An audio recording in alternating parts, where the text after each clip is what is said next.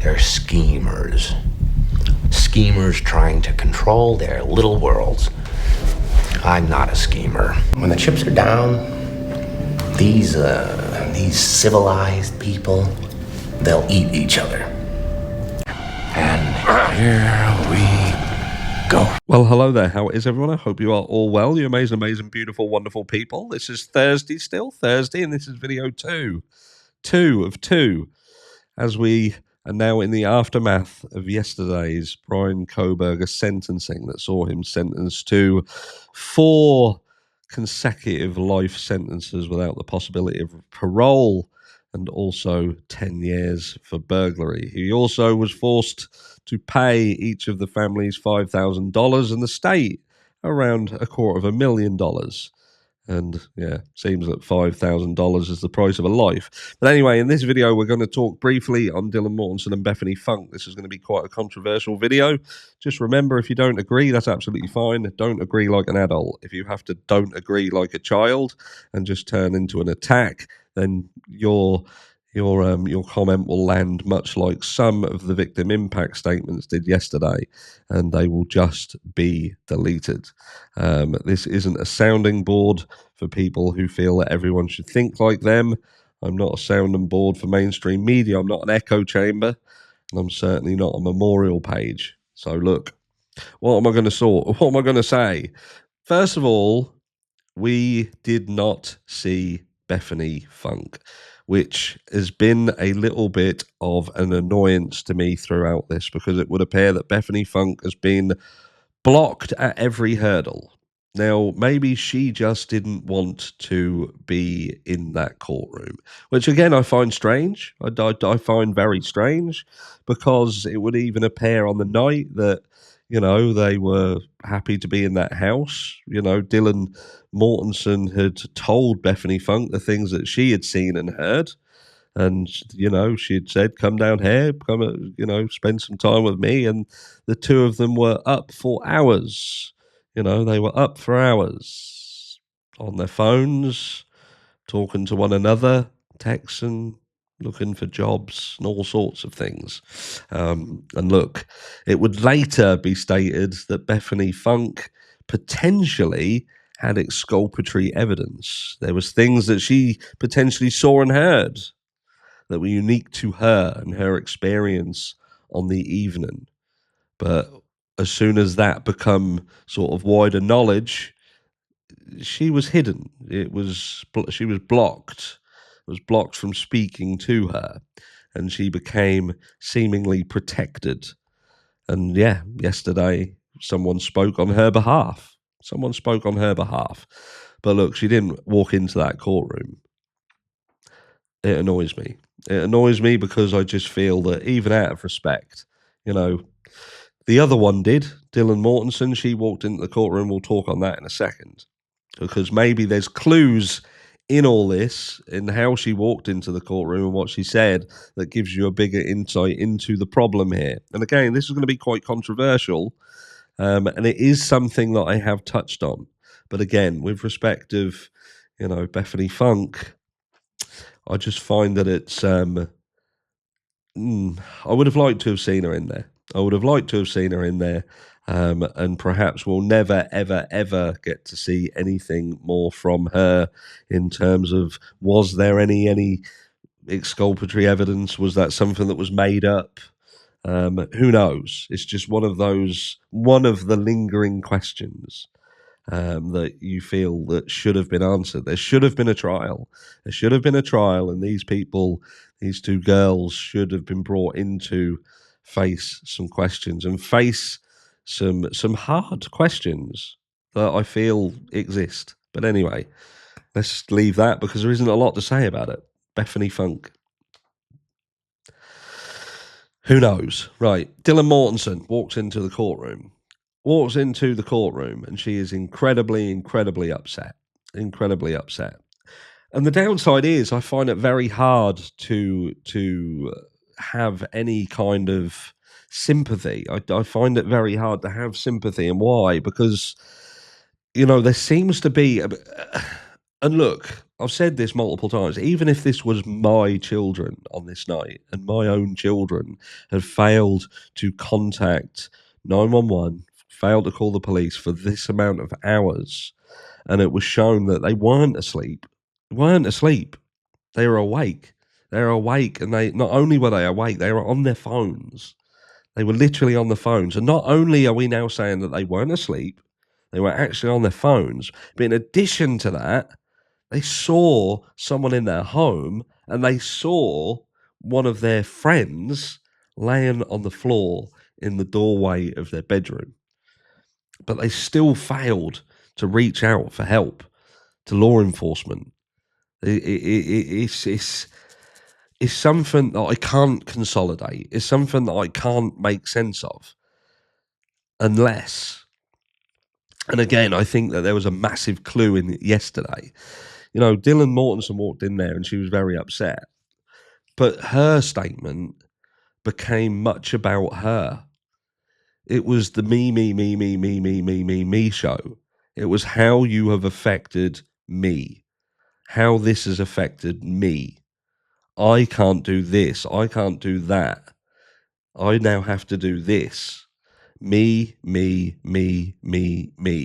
hate to tell you, but you are one of the luckiest motherfuckers that has ever lived. We're talking about, and if we just look at the bare bones of it without any of the intricacies of it, nothing at all intricate. Let's just look at it from what it is, and that is that, okay, Brian Coburg walks into this home, absolutely no fucking connection whatsoever, nothing that we can see. So there's no backstory, there's nothing that seemingly forms a connection with anyone in particular, not to the house or anything. So he randomly then walks into this house, finds that the door is unlocked and walks in this house. He walks past your bedroom door to go up to another level where he then executes two people brutally, absolutely brutally. He then comes back down, goes past your door again, goes to another one and executes two more people. Again, absolutely brutally. And then after that, he then literally comes face to face with you, standing not much more than 3 feet, the depth of a sofa, a couch, literally that sort of distance away, where you're staring at each other near enough in the eyes, enough for you to say that they've got bushy eyebrows. That's that, and you live to tell the tale. And this person walks out. Look, I'm not saying that I want to impact someone, but at the end of the day, the reality of it is how lucky you are to be here, and how unlucky the rest of the people in that house who lost their lives was. But you used the opportunity in court yesterday to still make it all about how you was affected. And I think the issue is that youngsters today, the teens of today, and I see it in my own children. I have to say it. It is what it is. I'm just being brutally honest, and that is that they have an absolute lack of care, a lack of empathy for one another.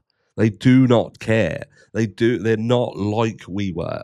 It was no longer about you go out together, you come back together. We look after one another. We have each other's backs. You have the illusion of it. They act like they do. They go out drinking together and they take selfies together and want the world this projection of how wonderful their lives are as they take pictures of what they're eating, what they're wearing, and the time together and the smiles in front of the camera. But the smiles fade when the camera goes away. And many of them aren't as happy as what they appear in these pictures. And that's the issue here. I think that this isn't about Dylan Mortensen and Bethany Funke being involved in this crime. I don't think that they're murderers, that they're killers. I just think they didn't really care that much. Even on the night that this happened, this was about self-preservation. And what was the way that they thought that they could self-preserve? And that was to shut themselves in a room and be as quiet as physically possible, despite seeing someone literally in the house, seeing somebody who's supposed to be their friend laying on the floor, and just leave them. Just leave them alone. The only thing that still raises a question to me is if you can pick up the phone and call people and make calls, why would you just not call 911? That not calling 911, it's almost like you have to consider. Well, yeah, I can't even say it because it still doesn't make sense. And however much I try and consolidate it, I can't consolidate it. And I'm trying to make an excuse. The statement, I think it was Hitler who said it, is that these were just kids being kids. And maybe he was right. And that isn't a good thing. That is a bad thing. Because kids being kids now seems to be very, very different than kids being kids when I was young, where we would have had each other's backs. We would have made sure to check on our friend who we saw laying on the floor. We would have called 911 if we felt that there was some risk in our home. It just doesn't seem to be that care anymore. It is all about being selfish and looking after number one. And again, I just feel that we had a glimpse into someone who was being raw and honest. She walked into the courtroom. Yes, she was upset and she was sad, but it was all about her. And maybe that's not even her fault. Maybe that is literally just what the kids of today are like. And don't get me wrong, there are exceptions. There are exceptions to the rule. I'm talking on the grander scheme of things, that's the kids that are being raised as governments and systems systematically remove the parent from the child's life to make it look like this is a battle between the kid. You don't need your parents. The parents are wrong. You need to be able to do what you want. You're breaking that family apart. Because that's what it is. That's what's happening out there. That's why we're seeing the issues that we're seeing, as the powers that be try to weasel their way in and break up the family unit. And what do we have? We have kids that don't respect their parents anymore. They don't fear their parents. The ramifications of doing what they shouldn't do. They don't care. They just tell me I'm wrong. Tell me I'm wrong. If you can. Love you all, and I'll speak to you all tomorrow. Mwah.